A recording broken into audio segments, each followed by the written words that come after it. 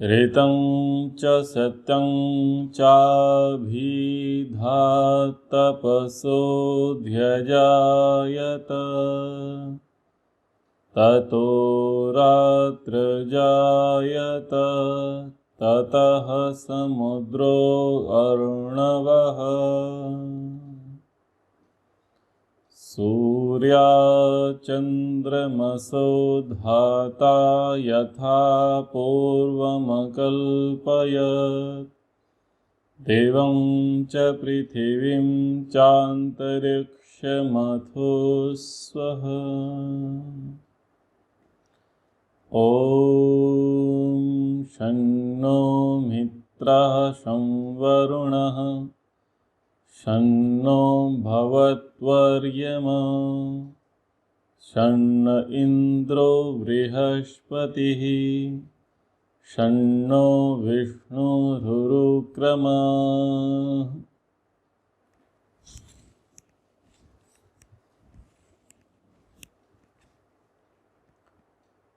हे परमपिता परमेश्वर, हम यह अध्ययन अध्यापन का कार्य आपको प्राप्त करने और कराने के लिए साधन के रूप में कर रहे हैं। हम इस कर्म को और इसके कर्म फल को आपको समर्पित करते हैं। ओम शांति शांति शांति।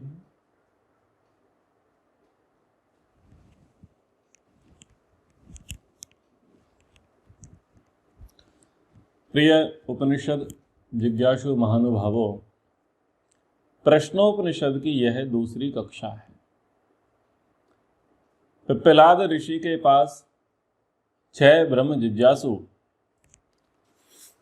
अपनी शंकाओं को लेकर के, जिज्ञासाओं को लेकर के ऋषि के सम्मुख आते हैं और पिप्पलाद ऋषि कहते हैं कि आप 1 वर्ष तक यहाँ पर रहो और तपस्या करो, तपस्वी जीवन जियो, ब्रह्मचर्य का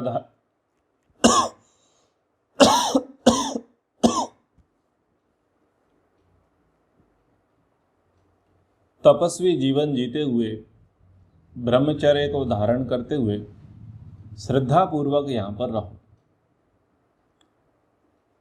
तपस्या भी करनी है, ब्रह्मचर्य का धारण भी करना है और श्रद्धा भी रखनी है। महत्वपूर्ण तो यही है।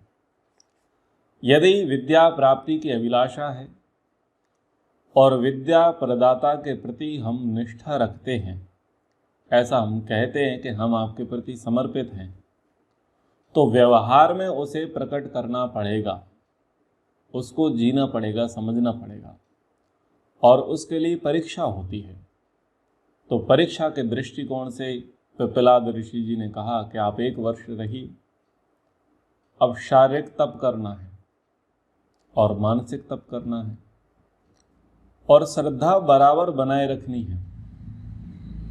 ऐसा नहीं है कि दिन गिनना है, पक्ष बीता, मास बीता, ऋतुएं बीती और कैसे 1 संवत्सर बीत जाए, ऐसा नहीं सोचना है। ऐसा नहीं सोचना है कि अब इतना समय तो हो गया है, 3 मास बीत चुके हैं, अभी वो हमारे प्रश्नों को सुन लें, अभी हमारी परीक्षा ले लें, अभी हमारी शंकाओं का समाधान कर दे, हम कब तक बैठे रहेंगे। तो उतावलापन नहीं आना चाहिए और जिज्ञासा बनी रहे, गुरु के प्रति आस्था बनी रहे, ईश्वर के प्रति आस्था बनी रहे, विद्या के प्रति निष्ठा बनी रहे, वो श्रद्धा से होगी। अगर व्यक्ति के भीतर श्रद्धा होगी तो वो तपस्या भी कर लेगा और ब्रह्मचर्य का धारण भी कर लेगा। और यदि उसके अंदर श्रद्धा नहीं होगी तो वो 1 क्षण भी नहीं टिकेगा। तो विद्या के अधिकारी की पहली परीक्षा होनी चाहिए, क्योंकि कोई व्यक्ति महत्वपूर्ण बात को जानने आया है, महत्वपूर्ण चीज़ों को मांगने आया है, तो पहले उसकी परीक्षा की आवश्यकता है, क्योंकि मांगने वाला तो कुछ भी मांग सकता है। महाभारत काल में अश्वत्थामा आपने नाम सुना होगा। वो एक बार श्री कृष्ण चंद्र जी से बोला कि आप मुझे सुदर्शन चक्र दे दो। तो उन्होंने कहा कि भाई आपके अंदर तपस्या नहीं है, ब्रह्मचर्य नहीं है, श्रद्धा नहीं है, और तुम उस सुदर्शन चक्र की बात करते हो, वो तो कभी मेरे पुत्र ने भी नहीं मांगा।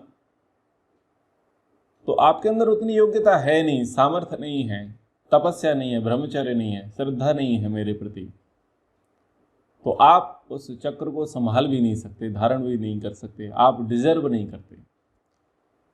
व्यक्ति आपसे कुछ भी मांग सकता है यदि उसको लगता है कि इनके पास ये वस्तु है, और भले ही उसे आवश्यकता ना हो, लेकिन आपके पास वस्तु को देख करके उसके अंदर लोभ की भावना जागृत हो जाएगी और वो आपसे मांगने लग जाएगा। दूसरी स्थिति ये होगी कि व्यक्ति को संदेह है आपके पास वो चीज है या नहीं है, लेकिन वो इस विश्वास के साथ आता है कि मैं उनके पास मांगने जाऊंगा तो मुझे वो मिल जाएगी, और वो चीज जो है, वो वस्तु है, वो बड़ी महत्वपूर्ण है, और आपके पास वो व्यक्ति पूरी निष्ठा के साथ आता है मांगने के लिए। लेकिन चूंकि उसे मांगना था, इसलिए मीठी चिकनी चुपड़ी बातें वो आपसे कर रहा था, अनुनय विनय कर रहा था। वास्तव में उसे आपसे कोई लेना देना नहीं है। तो यदि वो व्यक्ति आपसे कुछ लेना देना रखता नहीं है, मुंह देखी प्रीत करता है, और आपके वस्तु के साथ वो यथोचित व्यवहार नहीं करेगा, तो आपको चाहिए कि आप उसकी परीक्षा करें। क्योंकि परीक्षा करने में क्या होगा, दूध का दूध, पानी का पानी। वो वस्तु के प्रति कितना निष्ठावान है और वस्तु प्रदाता के प्रति कितना निष्ठावान है, ये कब पता चलेगा? तब ब्रह्मचर्य और श्रद्धा के माध्यम से ही पता चलेगा। तो ये परीक्षा है कि व्यक्ति को इन चरणों से होते हुए इतने टास्क उसको देने चाहिए, तब पता चलेगा कि व्यक्ति में कितना सामर्थ्य है। तो अध्यात्म शिक्षा में व्यवहार शिक्षाएं भी पर्याप्त मिलती हैं। तो अब उनके प्रथम प्रश्न को पढ़ने के लिए आगे हम बढ़ते हैं। पिप्पलाद ऋषि ने क्या कहा था कि ठीक है, आप 1 वर्ष रहो, और यदि मैं जानूंगा तो बता दूंगा। यानी अभिमान नहीं है विद्या का, वो अपने आप को सर्वज्ञ होने का ढोंग नहीं रच रहे हैं।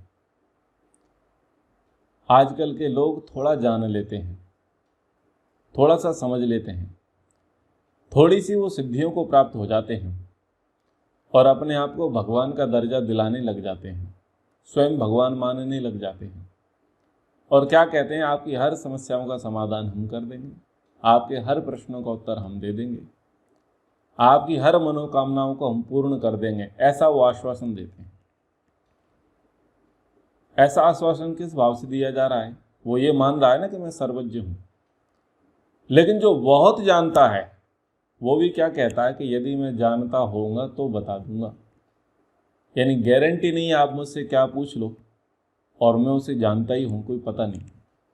तो इतनी नम्रता, इतनी विनम्रता व्यक्ति के व्यवहार में होनी चाहिए।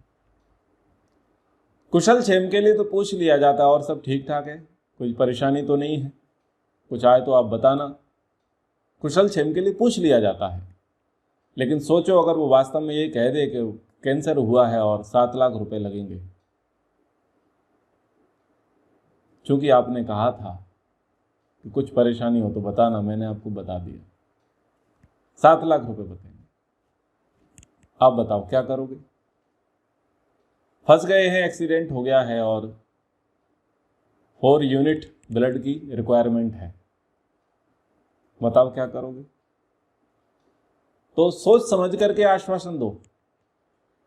गवाह की जरूरत है, हम चाहते हैं कि आप हमारे विटनेस बने, गवाह बने। बोलो, आपने तो उसे कह दिया था कुछ भी समस्या आए तो आधी रात को भी याद कर लेना, उसने आपको याद किया, अब बताओ आप करोगे? आप दाएं बाएं भागोगे, आप बहाने मारोगे। इसलिए कैसे बोलना चाहिए? यथा योग्य, कि यदि कुछ हमारे लायक सेवा हो और हम अगर करने में समर्थ होंगे तो निसंकोच करेंगे। कम से कम झूठ तो नहीं बोलना है। अगर आपको किसी को आश्वासन देना ही है तो ऐसा आश्वासन दो जो आपका सामर्थ्य हो कि आप कर सकते हो, उस प्रकार का आश्वासन देना चाहिए। लेकिन लोग अपने आप को विधाता मानते हैं, भगवान मानते हैं, सर्वेश्वरवा सुप्रीम पावर मानते हैं, और ऐसा मान करके व्यक्तियों को आश्वासन दे देते हैं। तो अध्यात्म विद्या ये व्यवहार भी सिखाती है कि आश्वासन देना भी है तो कैसे देना है। ठीक है। तो अब प्रथम प्रश्न होता है कबंधी के द्वारा, अथ कबंधी कात्यायन उपेत्य पप्रच्छ भगवन् कुतो हावा इमाः प्रजायन्ता इति। तो 1 वर्ष पूरा हुआ और 1 वर्ष पूर्ण होने के बाद वो ऋषि के पास पहुंचे और कहा कि हे भगवान पिप्पलाद, मैं कबंधी आपसे ये पूछता हूं कि ये जो प्रजा है ये कैसे उत्पन्न हुई? ये जो संसार, ये सृष्टि दिखाई देता है, ये किससे उत्पन्न हुआ, कैसे उत्पन्न हुआ? मैं इसके विषय में आपसे जानना चाहता हूँ, ये मेरी जिज्ञासा है।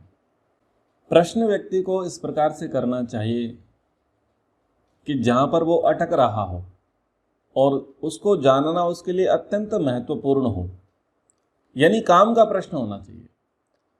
फालतू में ज्ञान रंजन के लिए प्रश्न नहीं करना चाहिए। लोग कैसे प्रश्न करते हैं? शंका समाधान सत्र चलते हैं। पूज्य स्वामी विवेकानंद जी शंका समाधान सत्र चलाते हैं। आप में से कई लोगों ने उनके शंका समाधान सत्र में भाग लिया होगा। अब लोग प्रश्न कैसे करते हैं? ऐसे प्रश्न करते हैं जिनका उनके जीवन से कोई लेना देना नहीं है।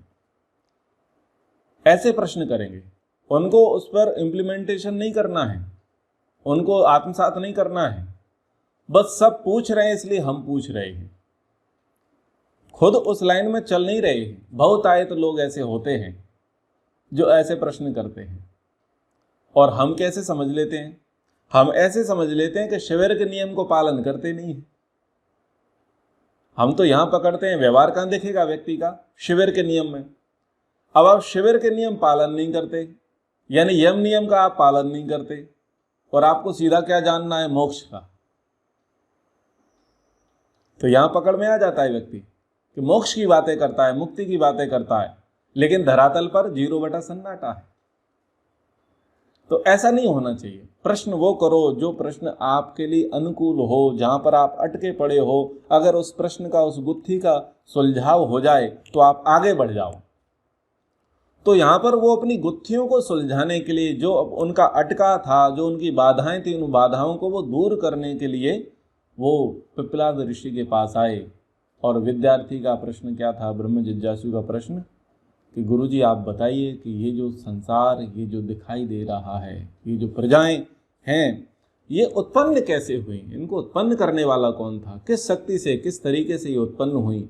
मैं इस सृष्टि विषय में आपसे जानना चाहता हूँ। तो गुरुजी कहते हैं, तस्मै सा होवाच प्रजा कामो वै प्रजापति सा तपो अतप्यत सा तपस्तत्वा सा मिथुनम उत्पादयते रयिं च प्राणम चेत येतौ मे बहुधा प्रजा करिष्येत इति। तो उस कबंधी ऋषि से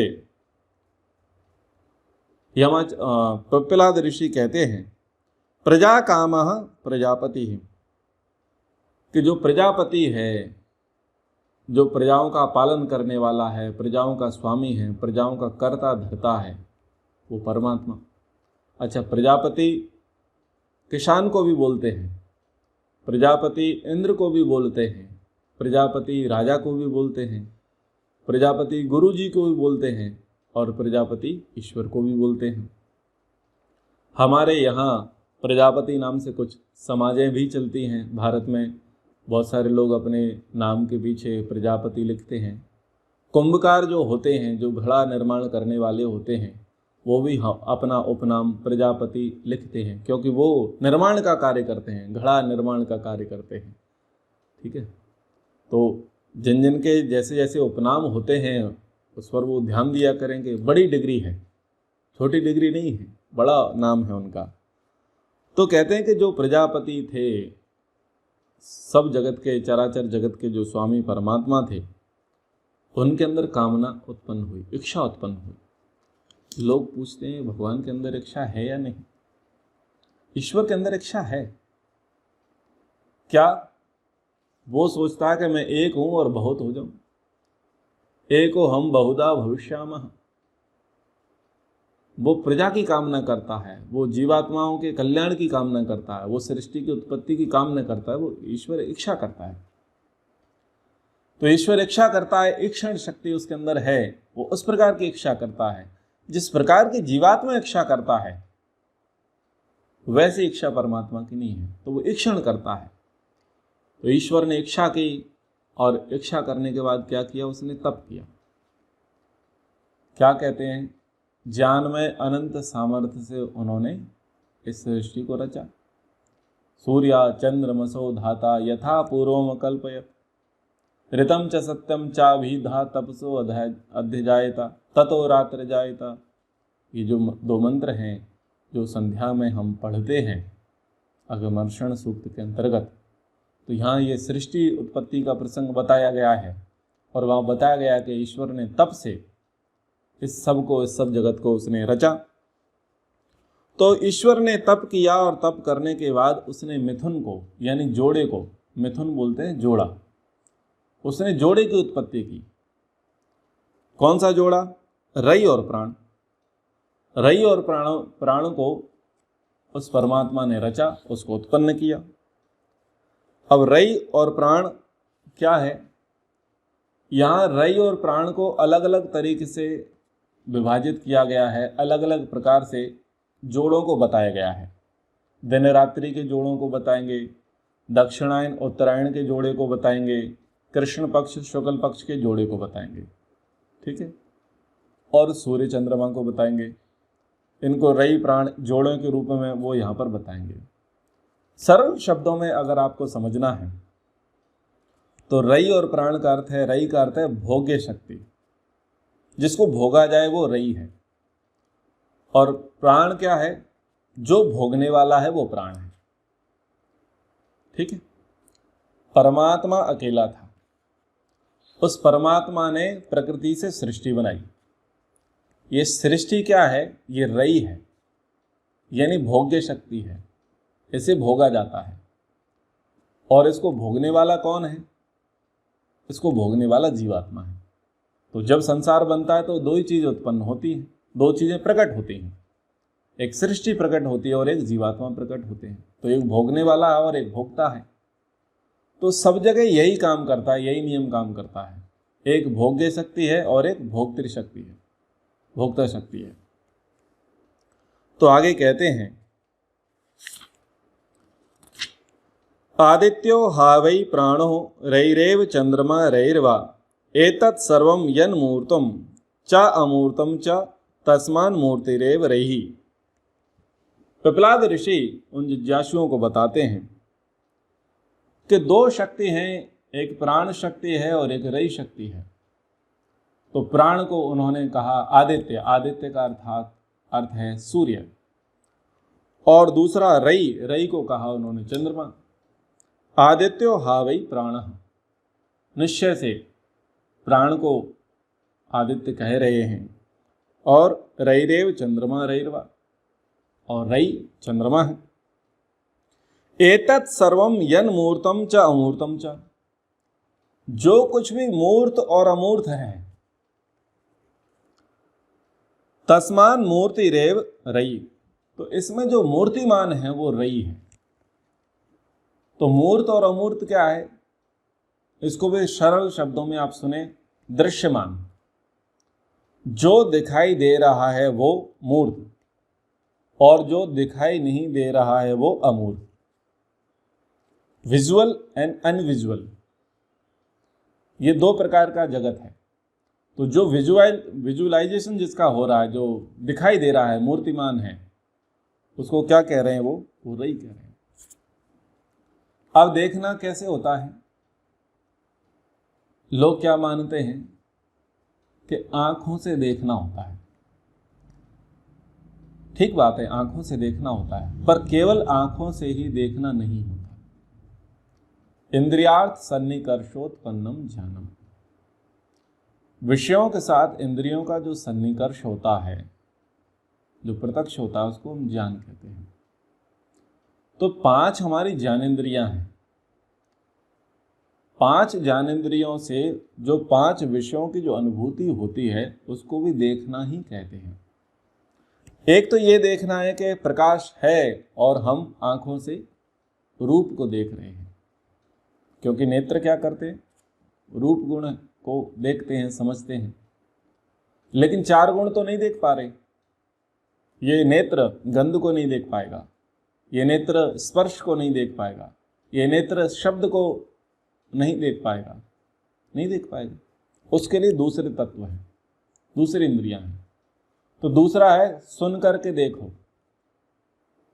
क्या कहते हैं, अरे एक बार सुनो तो सही, सुन करके तो देखो, बहुत आनंद आएगा आपको, ऐसा व्यवहार करते हैं ना। तो सुनकर देखना। फिर क्या कहते हैं, देखो कितना अच्छा बनाया है, जरा चख करके देखो।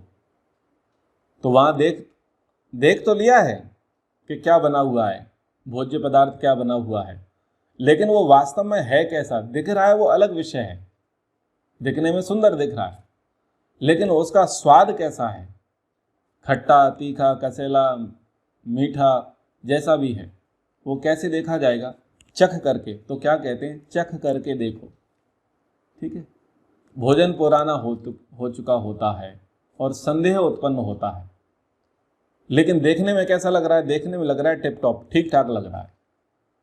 तो अब कैसे देखा जाएगा, कैसे परीक्षण होगा, तो कहते हैं सूंघ करके देखो। तो सूंघना भी देखना हुआ, चखना भी देखना हुआ, सुनना भी देखना हुआ और देखना भी देखना हुआ।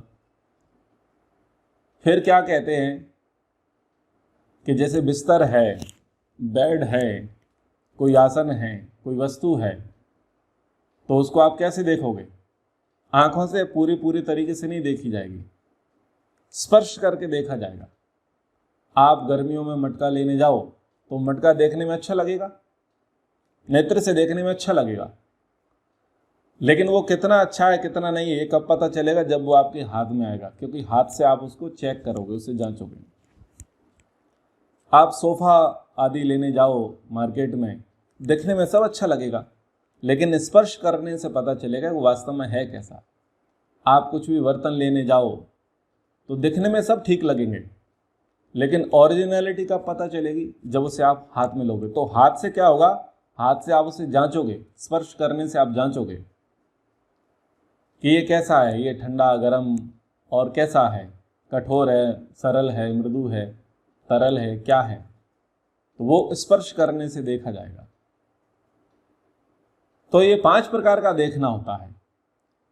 तो जो 5 इंद्रियों से जो देखा जा रहा है वो है मूर्त, और जो 5 इंद्रियों से देखा नहीं जा रहा है वो है अमूर्त। ठीक है। तो ये जो मूर्त और अमूर्त है, तो इसमें जितना भी मूर्तिमान है, तस्मान मूर्तिरेव रई, इसमें से जितना भी मूर्तिमान है वो क्या है, वो रई है। जैसे स्थूल हो गया और सूक्ष्म हो गया, तो स्थूल भी जगत है और सूक्ष्म भी जगत है, लेकिन सूक्ष्म जगत आपको दिखाई नहीं देगा, स्थूल जगत आपको दिखाई देगा। तो स्थूल जगत क्या होगा, स्थूल जगत मानो वो रई है। आगे कहते हैं, अथ आदित्य उदयन यत् प्राची दिशं प्रविशति तेन प्राच्यान प्राणान रश्मिषु सन्निधत्ते यददक्षिणां यत् प्रतीचिं यद उदीचिं यदधो यदूर्ध्वं यदंतरा दिशो यत् सर्वं प्रकाशयति तेन सर्वान् प्राणान रश्मिषु सन्निधत्ते। तो रई की बात तो हो गई कि जो मूर्तिमान हो रहा है वो सब क्या है, वो रई है। और प्राण क्या है, तो यहाँ पर सूर्य के विषय में कहते हैं, अथ आदित्य उदयन प्रतीचि दिशिम। सूर्य उदय होने पर पूर्व दिशा में प्रवेश करता है। तो पूर्व दिशा में सूर्य की जो प्राण शक्ति है उसे वह अपनी किरणों में डाल देता है।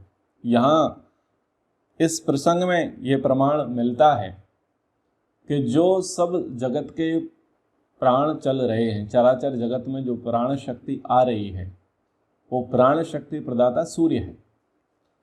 सूर्य के कारण सबको प्राण मिलते हैं, चर जगत को और अचर जगत को। हम सबके प्राण कहाँ से चल रहे हैं? हम सबके प्राण सूर्य के कारण चल रहे हैं, सूर्य के प्रताप से चल रहे हैं। तो सूर्य पूर्व दिशा में उदय होता है तो वो प्राण शक्ति को अपनी किरणों में डाल देता है। इसी प्रकार दक्षिण दिशा में, पश्चिम दिशा में, उत्तर दिशा में, नीचे की दिशा में, ऊपर की दिशाओं में, और फिर 4 कोने हैं, ईशान, वायव्य, नैऋत्य, आग्नेय, ये 4 कोण हैं। तो दशों दिशाओं में जो प्राण शक्ति आपको मिल रही है वो सूर्य की किरणों के कारण से मिल रही है, क्योंकि सूर्य की किरणें क्या है, दशों दिशाओं में प्रवाहित हो रही हैं और उसी के कारण से सबको प्राण शक्ति मिली हुई है। तो विश्व के सभी कोने कोने में ये सूर्य की किरणें पहुंच करके सबको प्राण प्रदान कर रहा है। ठीक है, तो ये एक प्रमाण है हमारे जीवन कैसे चलता है, हमारा प्राण, हमारा जीवन क्यों चल रहा है, तो वो चल रहा है सूर्य के कारण। इसलिए सूर्य को देवता कहा गया है, सूर्य को भगवान कहा गया है। सूर्य हमारा उपास्य देव है, आराध्य देव है, परंतु उसको ईश्वर के स्थान पर नहीं पूजना है। सूर्य जड़ पदार्थ है, जड़ पदार्थ को यथा योग्य व्यवहार हमें करना चाहिए। तो वो प्राण देने वाला है, जिसके प्राण कमज़ोर हैं, जिसके प्राण अभी उतने कमज़ोर हैं और रोग प्रतिरोधक क्षमता जिसकी कम है, वो क्या करे, वो सूर्य की आराधना करे।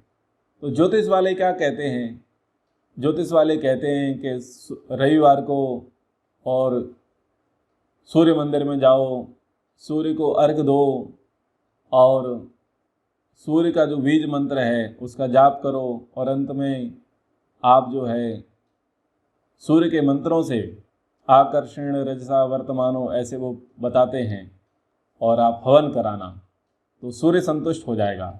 इसलिए आप कमज़ोर रहते हैं, आप बीमार रहते हैं, आपके अंदर उत्साह नहीं है और आपकी आयु कम है, ऐसा ऐसा ज्योतिषी बताते हैं। तो चूँकि ये बातें पहले हम बताते थे और अब हम पढ़ते हैं तो हमें सारा कैलकुलेशन समझ में आता है कि वो जो बता रहे हैं वो गलत तरीके से बता रहे हैं, जबकि वास्तविकता क्या है कि सूर्य प्राणदाता है, प्राण प्रदाता है, जीवन दाता है। तो जो व्यक्ति सुबह सुबह जाग जाएगा सूर्य उदय से पूर्व और आसन व्यायाम करेगा, सुबह की ताज़ी हवा लेगा, प्राणायाम करेगा, ओंकार की आराधना करेगा, तो उसका इम्यूनिटी पावर बढ़ जाएगा, उसकी प्राण शक्ति बढ़ जाएगी, उसके अंदर जीवन शक्ति बढ़ जाएगी, उसके रजवीर की शुद्धि हो जाएगी। ये है वास्तविक सूर्य की आराधना। कोई पानी डालने से, कोई पूजा करने से, कोई मंत्र पढ़ने से, कोई मंदिर जाने से वो सूर्य देवता की कृपा नहीं होगी और आपके रोग दूर नहीं होंगे। वो केवल साइकोलॉजी है, जबकि उससे होने जाना कुछ नहीं है। वास्तविक सूर्य की उपासना यही है कि आप सूर्य उदय से 1 घंटे पूर्व उठें और उठ करके अपने जीवन को उस प्रकार से बनावें। सा एष वैश्वानरो विश्वरूपः प्राणो अग्नि उदयते तद एतद ऋचा अभ्युक्तम। तो उदय होने वाला सूर्य एक अग्नि है, परंतु यह अग्नि प्राण शक्ति है। यह प्राण शक्ति संपूर्ण विश्व को अपने अपने काम में चलने की प्रेरणा देती है। यह प्राण शक्ति विश्व रूप है, संपूर्ण विश्व का रूप हो रही है। इस प्राण शक्ति से ही विश्व का रूप बना हुआ है। ऋचाओं ने भी ऐसा कहा है। तो सूर्य क्या करता है, मार्गदर्शक है, पथ प्रदर्शक है। देखो जब सवेरा होता है तो सारी सृष्टि में चहल पहल आरंभ हो जाती है, सब गति करना आरंभ कर देते हैं। दुर्भाग्य है ये जो सुविधाभोगी मनुष्य है इसकी गति लेट होती है, लेकिन पशु पक्षी वृक्ष वनस्पतियां सबसे पहले गति आरंभ कर देते हैं और ये सारा जगत ये चल पड़ता है। और जब सूर्योदय ना हो तो सबके सब छिपे रहते हैं, बंधे रहते हैं, घरों में बंद रहते हैं। अब बारिश आरंभ होगी और बादलों के प्रभाव से सूर्य का प्रकाश ना हो, और दूसरा ये है कि जब सर्दियाँ आएंगी और सर्दियों में सूर्य का प्रकाश ना हो तो देखो सबका जीवन थोड़ा ढीला पड़ जाता है, सब में उतना उत्साह नहीं होता है, सब ये चाहते हैं कि चलो कुछ प्रकाश निकलें तो हम कुछ आगे बढ़ें, कुछ अच्छा करें, कुछ बढ़िया करें। लेकिन जब सूर्य उदय हो जाता है तो सबको तेजस्विता की प्राप्ति हो जाती है। विश्वरूपम हरिणम जात वेदसम परायणम ज्योति एकम तपंतम सहस्र रश्मि शतधा वर्तमान प्राणा प्रजानाम उदयति ऐसा सूर्य। तो सूर्य विश्व रूप है, संसार में जो भी रूप है सूर्य के प्राणपद किरणों के कारण ही है। अब सूर्य का प्रकाश है तो सूर्य क्या है, सबके नेत्र हैं। सूर्य के प्रकाश से ही सारी वस्तुएं दृष्टिगोचर होती हैं, और यदि प्रकाश ना हो तो विश्व का रूप ना दिखाई दे तो ना हम आंखों से इन सब रूपों को देख सकते। दूसरा, ना ही सूर्य की अनुपस्थिति में किसी चीज का निर्माण हो सकता। ये जितना भी निर्माण आपको दिखता है जड़ चेतन में, उन सब का निर्माण का कारण है सूर्य। सूर्य उदय होता है तो सूर्य अग्नि देता है, प्रकाश देता है और सबको प्राण शक्ति देता है, तो क्रियाशीलता सब जगत में छा जाती है। तो ये इसलिए इसको यहाँ पर कहा कि वो प्राणपद किरणों के कारण ही होता है। वे हरिण है, किरणों वाला है, जात वेदस है, उत्पन्न हुए समस्त पदार्थों को जानने वाला है। प्रत्येक उत्पन्न हुए पदार्थ में वो विद्यमान है क्योंकि उसी की प्राणदात्री किरणों से सब बना हुआ है। परायण है, प्राणियों का परम आश्रय है, एकमात्र ज्योति है। और वो कैसा है, वो तप रहा है। वो अनेक रश्मियों वाला है, सैकड़ों प्रकार से वर्तमान है। उसी से ईंट पकती है, उसी से अंकुर फूटता है, पैदा होता है, जमता है, अनाज तथा फल पकता है। सूर्य प्रजाओं का प्राण बनकर उदय होता है। तो यहाँ पर प्राण और रई को बताया गया, और मुख्य रूप से सूर्य का जो प्रभाव है, सूर्य का जो प्रताप है और सूर्य से जो होने वाले लाभ हैं, उन लाभों को यहाँ पर प्राण के रूप में बताया गया। तो आगे सूर्य के कारण ही ये दक्षिणायन उत्तरायण होते हैं। उन्हीं के कारण से, सूर्य चंद्रमा के कारण से ये शुक्ल पक्ष और कृष्ण पक्ष होते हैं। तो उसकी व्याख्याएं आगे की कक्षाओं में हम समझेंगे। समय के अनुसार कक्षा को अब यहीं पर विराम करते हैं। एक बार ओम का उच्चारण।